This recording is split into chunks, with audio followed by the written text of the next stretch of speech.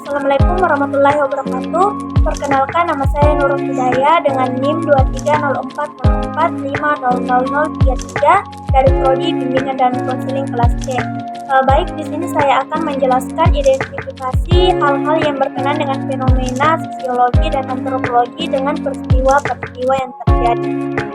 Adapun judulnya yaitu fenomena sosiologi di sekolah analisis konseptual dan hubungannya dengan pendidikan, dan yang kedua fenomena antropologi di SMK Negeri 2 Pindrang. Baik, yang pertama ada sosialisasi dan penyesuaian diri. Contohnya penerimaan siswa baru. Orientasi sekolah, masa perkenalan, pembentukan kelompok belajar. Adapun penjelasannya yaitu proses sosialisasi membantu siswa baru beradaptasi dengan norma, nilai, dan budaya sekolah. Penyesuaian diri ini penting untuk kelancaran proses belajar mengajar dan membantu rasa belonging dalam komunitas sekolah. Yang kedua ada peranata dan stratifikasi sosial. Contohnya struktur organisasi sekolah, hierarki jabatan guru dan staf, sistem kelas dan tingkatan. Adapun penjelasannya yaitu peranata sekolah seperti sistem kelas dan struktur organisasi mendefinisikan peran dan status individu dalam lingkungan sekolah. Stratifikasi sosial terlihat dalam hierarki jabatan dan presentase yang melekat pada peran tertentu. Yang ketiga ada mobilitas sosial, contohnya prestasi akademik yang mendorong naiknya status sosial dalam kelas. Partisipasi aktif dalam kegiatan ekstrakurikuler yang meningkatkan pengakuan sosial, guru yang mendapatkan promosi jabatan. Adapun penjelasannya yaitu mobilitas sosial di sekolah yang dapat terjadi melalui jalur prestasi akademik, partisipasi sosial, dan pencapaian individu. Pendidikan membuka peluang bagi siswa untuk meningkatkan status sosial mereka melalui kerja keras dan dedikasi. Yang keempat ada perubahan sosial, contohnya penerapan kurikulum baru, penggunaan teknologi dalam pembelajaran, perubahan norma dan nilai seiring waktu, dan tren gaya hidup dan budaya di kalangan siswa. Adapun penjelasannya yaitu sekolah sebagai institusi sosial tidak luput dari perubahan sosial. Adaptasi terhadap perubahan ini penting untuk memastikan pendidikan tetap dan relevan konseptual bagi kebutuhan siswa di era yang terus berkembang. Kemudian hubungan dengan pendidikan, yang pertama sosialisasi dan penyesuaian diri, membantu siswa mengembangkan keterampilan interpersonal, komunikasi, dan kerjasama untuk menjadi anggota masyarakat bertanggung jawab. Yang kedua ada peranata dan stratifikasi sosial, yaitu menanamkan nilai-nilai kesetaraan dan penghargaan terhadap keragaman serta mendorong siswa untuk mencapai potensi terbaik mereka terlepas dari latar belakang sosial. Terus yang ketiga mobilitas sosial, yaitu menyediakan akses pendidikan yang berkualitas dan merata bagi semua siswa, memungkinkan mereka untuk meningkatkan peluang hidup dan berkontribusi pada masyarakat. Terus yang keempat ada perubahan sosial, yaitu mempersiapkan siswa dengan keterampilan dan pengetahuan yang dibutuhkan untuk beradaptasi dengan dunia yang terus berubah dan menjadi agen perubahan sosial yang positif. Baik, selanjutnya yaitu identifikasi fenomena antropologi di SMK Negeri 2 Pindrang. Yang pertama kebudayaan. Budaya sekolah seperti nilai-nilai, norma, dan kebiasaan yang dianut dan dipraktikkan di sekolah seperti disiplin, kerjasama, dan saling menghormati. Contohnya upacara bendera setiap Senin pagi, tradisi menyanyikan lagu kebangsaan sebelum memulai pelajaran, dan budaya saling membantu antar siswa dalam mengerjakan tugas. Terus ada budaya belajar, yaitu cara siswa belajar dan berinteraksi dengan guru, dan materi pelajaran. Contohnya metode belajar kelompok, diskusi kelas, dan penggunaan teknologi dalam pembelajaran. Adapun budaya ekstrakurikuler yaitu kegiatan di luar jam pelajaran yang diikuti oleh siswa seperti olahraga, seni, dan organisasi. Contohnya pramuka, PMR, dan klub bahasa. Yang kedua ada transmisi budaya, yaitu melalui organisasi seperti guru, staf sekolah, dan siswa senior mentransmisikan budaya sekolah kepada siswa baru melalui berbagai cara, seperti orientasi sekolah, aturan sekolah, dan kegiatan ekstrakurikuler. Kemudian melalui kurikulum, yaitu kurikulum sekolah memuat nilai-nilai budaya dan norma-norma sosial yang ingin ditanamkan pada siswa. Contohnya pelajaran tentang Pancasila dan kewarganegaraan.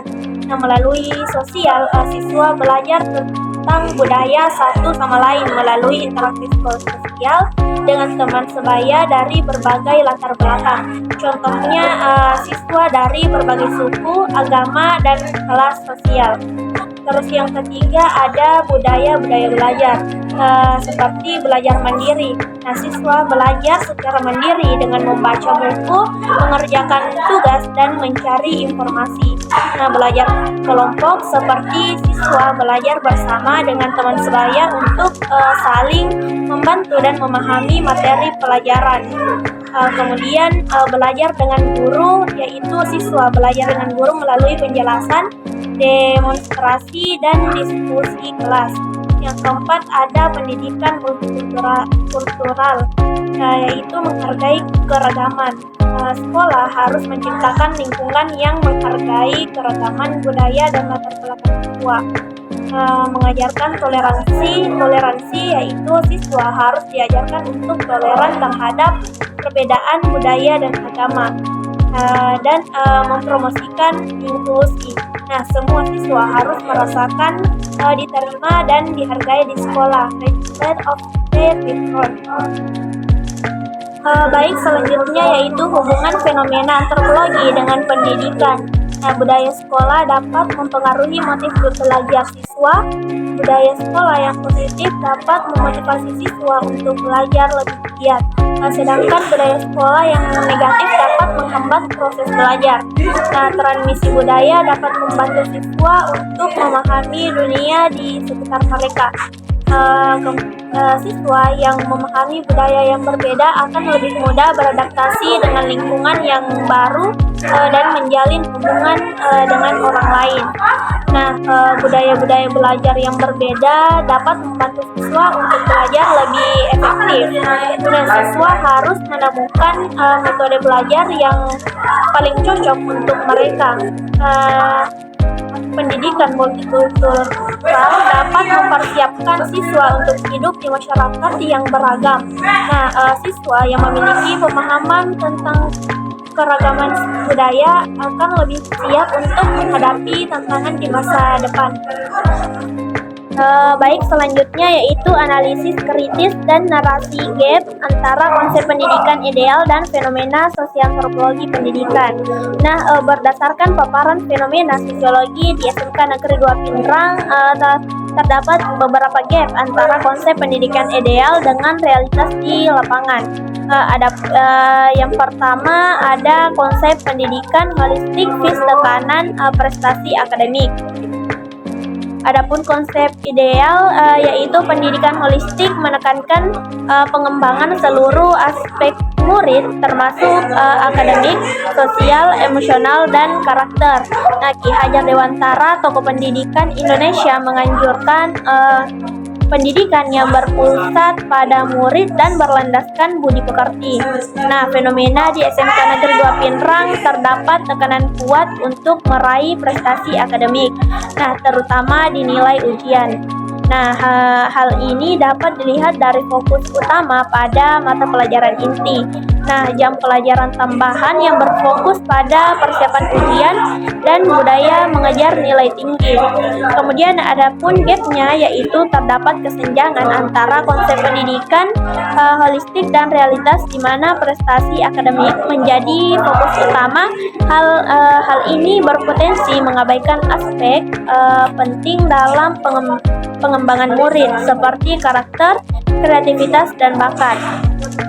Terus yang kedua, demokratisasi pendidikan vs struktur hierarki. Adapun konsep ideal demokratisasi pendidikan menekankan kesetaraan dan partisipasi semua pemangku kepentingan dalam proses pendidikan. Nah, Paulo Freire, tokoh pendidikan Brasil, mengemukakan konsep pendidikan kritis yang membebaskan murid dari penindasan. Nah, fenomena di SMK Negeri 2 Pinrang, struktur hierarki masih dominan dengan guru sebagai pemegang otoritas utama. Murid kurang dilibatkan dalam pengambilan keputusan terkait pembelajaran dan kegiatan sekolah. Adapun gapnya, yaitu terdapat kesenjangan antara konsep demokratisasi pendidikan dan realitas di mana struktur hierarki masih kuat. Nah, hal ini dapat menghambat partisipasi aktif murid dan pengembangan kemandirian mereka. Yang ketiga, relevansi kurikulum vs kebutuhan murid dan masyarakat. Adapun konsep ideal yaitu kurikulum yang relevan harus sesuai dengan kebutuhan murid dan masyarakat.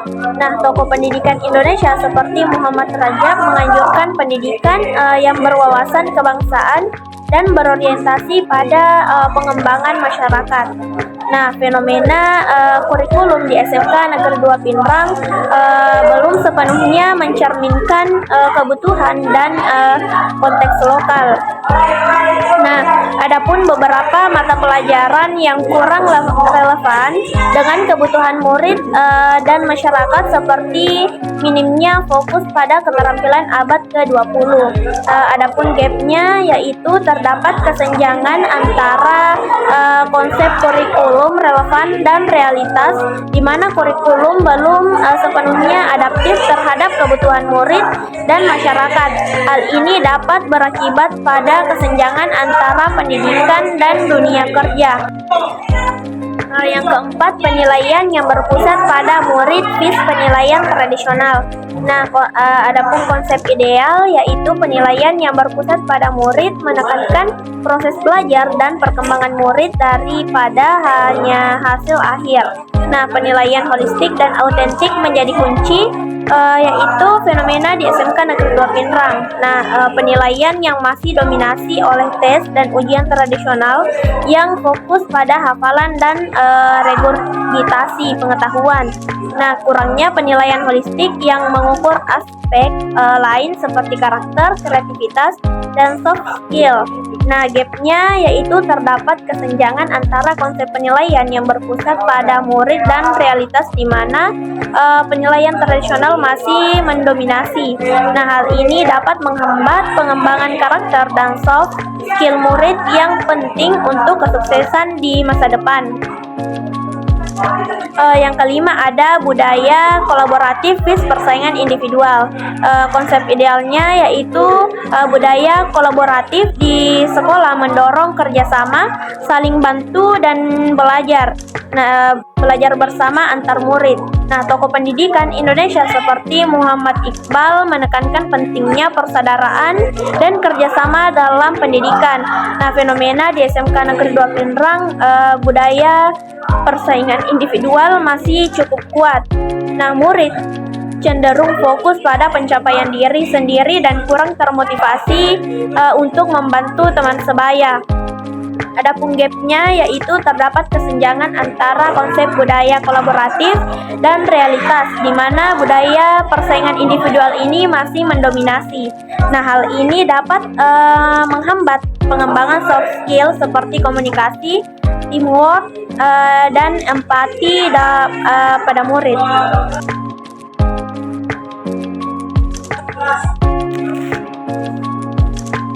Baik, itulah tadi penjelasan materi dari saya. Terima kasih. Assalamualaikum warahmatullahi wabarakatuh.